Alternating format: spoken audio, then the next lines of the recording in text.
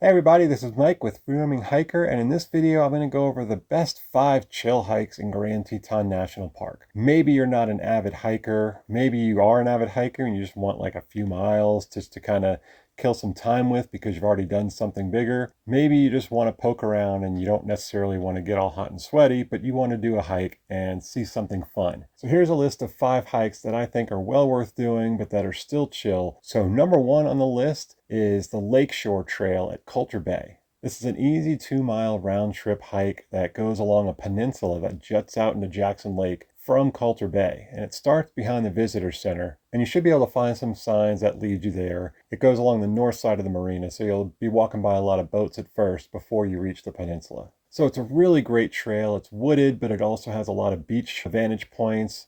There's some nice wildlife potential. I've usually seen deer there, a lot of other little critters, and you get some stunning views of the lake and the Teton Mountains off in the distance beyond the lake. It's a pretty underrated trail that has very little elevation gain or loss and just shows off some really beautiful views of the surrounding area. So the second one is within walking distance of the Lakeshore Trail, and this is the Swan Lake and Heron Pond Loop. Now for birders especially, this is a must-do because both spots get some really fantastic waterfowl and other types of birds visiting the area. Swan Lake is a nice elongated glacial lake with a lot of wetlands, which attracts a lot of wildlife, as well as Heron Pond.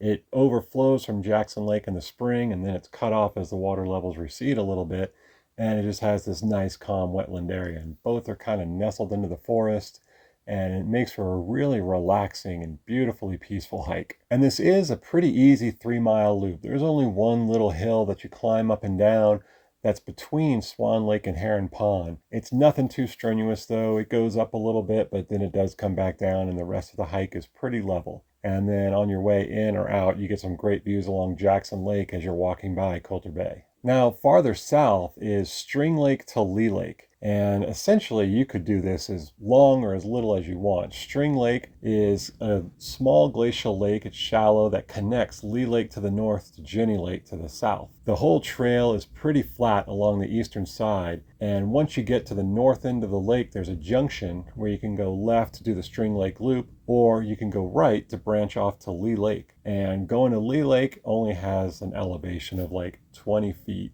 So there's one tiny little hill, and you're going along Leigh Lake after that, and you could follow Leigh Lake for another 3 miles if you wanted to. So this hike could be as little as 1 or 2 miles if you just wanted to stick to String Lake.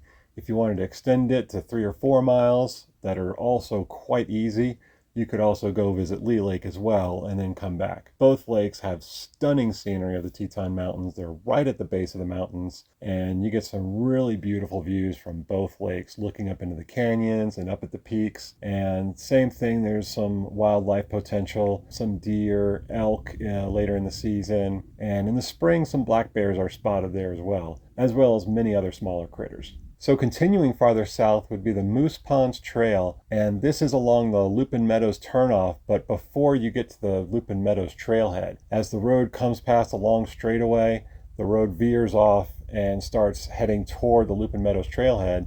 At that point, there's a small parking area just off through the trees. This is an easy 2-mile loop, goes along the base of Tewanot, and actually shares a small segment of the Jenny Lake Loop. Around that area is where you get really the only elevation change. It goes up a hill, up a glacial moraine from Jenny Lake, and that's also right above the primary moose ponds. And so there's a little bit of a climb, but it's nothing anybody can't handle. It can be steep for a short section, but overall it's not that bad at all, and it provides a stunning view of the surrounding terrain. So it's a really peaceful trail, sometimes lives up to its name with moose in the pond. There's also plenty of beaver activity, deer, and other types of wildlife in the area. So definitely worth doing. A nice easy 2-mile loop nearby the Lupin Meadows Trail if you're looking for something a little bit quieter and secluded. So number 5 on the list, and farther south still, is Phelps Lake. And to get there, there's an easy 3-mile loop that goes up the Lake Creek Trail and comes back down the Woodland Trail. And that gives you a nice short little quarter or half mile segment along the lake shores, which are beautifully peaceful, and you can see the massive cliffs of Death Canyon on the other side of the lake. And both trails are just really beautiful scenic walks through the forest. Of course, the Lake Creek Trail, you're going along the creek, so you get some great vantage points of that. The Woodland Trail is much quieter. It's just walking through the woods, and plenty of wildlife activity in this area: deer, elk, black bears later in the season, and lots of fun, just beautiful things to see. So those are my 5 recommendations for the best chill and laid back hikes in Grand Teton National Park. If you have any questions or comments, please leave them down in the comments below. If you enjoyed this video, please like and subscribe. You can also let me know in the comments.